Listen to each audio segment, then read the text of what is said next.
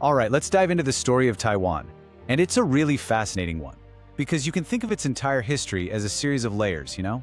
Each one gets added on top of the last, creating something totally unique and complex.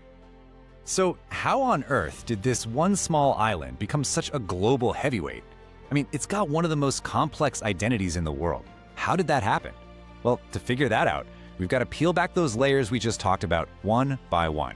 And what's so cool about this is that it's not a story of one culture just wiping out the last one. Nope, it's about accumulation.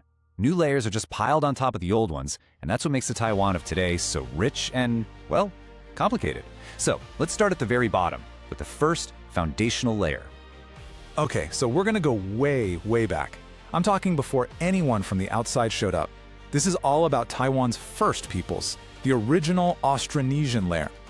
You have to imagine, for literally thousands of years, long before any European maps even bothered to give it a name, this island was home to a whole bunch of different Austronesian peoples. And this wasn't some unified kingdom, not at all. Think of it more like a patchwork quilt of independent tribes, each with its own way of life, its own culture, its own traditions. But here's the thing. These weren't just some isolated tribes stuck on an island. No way. They were absolute masters of the ocean. Incredible sailors. In fact, and this is wild, from a linguistic perspective, Taiwan is basically ground zero, the ancestral homeland for a seafaring culture that spread all the way from Hawaii, across the Pacific, to Madagascar in the Indian Ocean. I mean, just think about that for a second. That's an absolutely mind-blowing legacy. Okay, so let's jump forward a bit. We're heading into the 1600s now. And this is where that first big external layer gets slapped right on top of that indigenous foundation.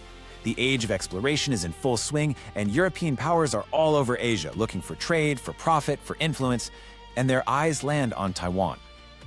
And just like that, for a little while, Taiwan becomes this strategic spot on the map. You had the Spanish hanging out in the north, but really, it was the Dutch down south who made the biggest impact. They set up shop at Fort Zeelandia, modern-day Tainan, and turned the place into a major trading hub. But here's the really crucial part, the bit that changes everything. To make their colony profitable, to farm the land, they needed labor. And so, the Dutch started encouraging Han Chinese people from the mainland to immigrate. This is the beginning of a huge demographic shift. Well, that whole European chapter, it didn't last very long. The next layer to get added to the pile was a big one, Chinese dynastic rule. And this is the period that's really going to change the face of the island for good, both in terms of who lived there and who was in charge. So for the next couple hundred years, things get pretty wild. First, this Ming Dynasty loyalist, a guy named Koxinga, shows up and kicks the Dutch out. He sets up his own little kingdom in exile, and that just opens the floodgates for even more Han migration. But his rule is short-lived. Just about 20 years later, the Qing dynasty from mainland China swoops in, defeats his regime, and officially makes Taiwan part of its empire. For the next 200 years, it stays that way. This is really when the Taiwan we recognize today, with a majority Han Chinese population, starts to take shape. But just as things seem settled, bam, 1895. The Qing lose a war with Japan, and as part of the deal, they have to hand Taiwan over. And this brings us to a totally different kind of layer. We're talking about 50 years of Japanese rule. And this wasn't just another flag being raised. This was a period of massive, top-down, intensive modernization that would fundamentally change the island forever.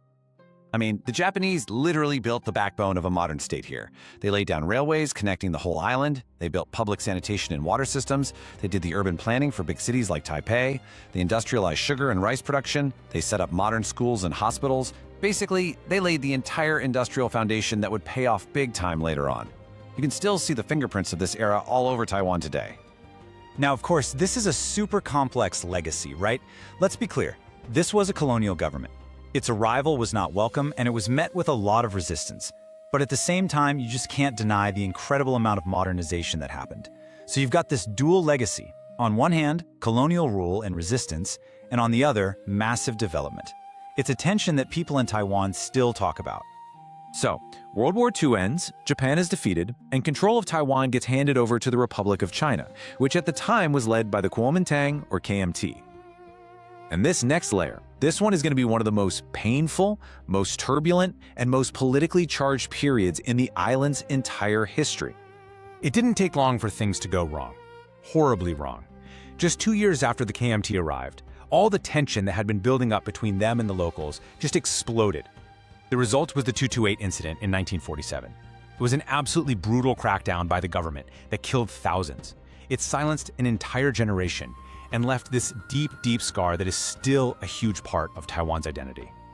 And then just 2 years later, things get even more dramatic, if that's even possible.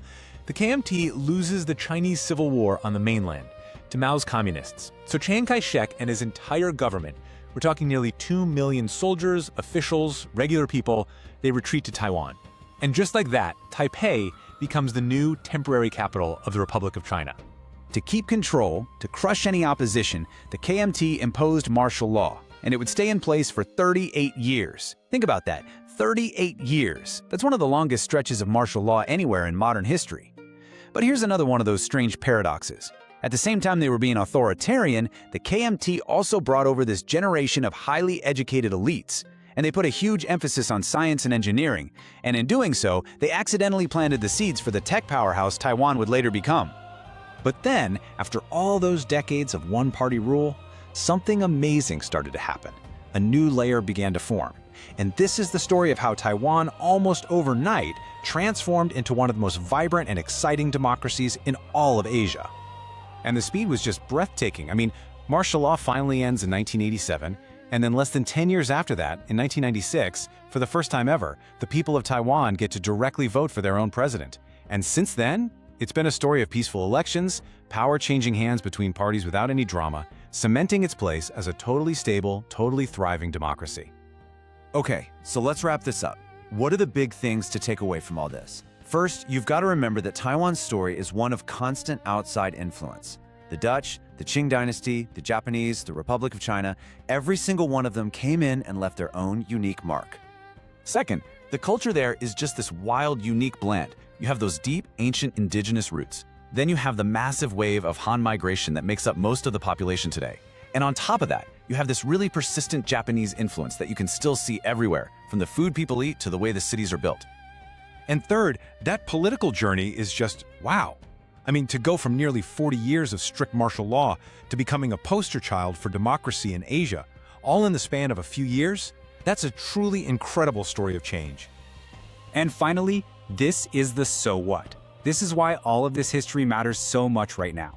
All those layers created this geopolitically crucial island, an absolute linchpin of the global economy. You think about its dominance in semiconductors, that didn't come out of nowhere. It was built on that foundation of industrial organization from the Japanese era, combined with that intense focus on science and engineering that the KMT brought over. So all of this history, all of these layers, brings us to the big question, the one nobody can answer yet. With a past this dense, this complicated, what do you think the next chapter in Taiwan's amazing story is going to look like? What will that next layer be?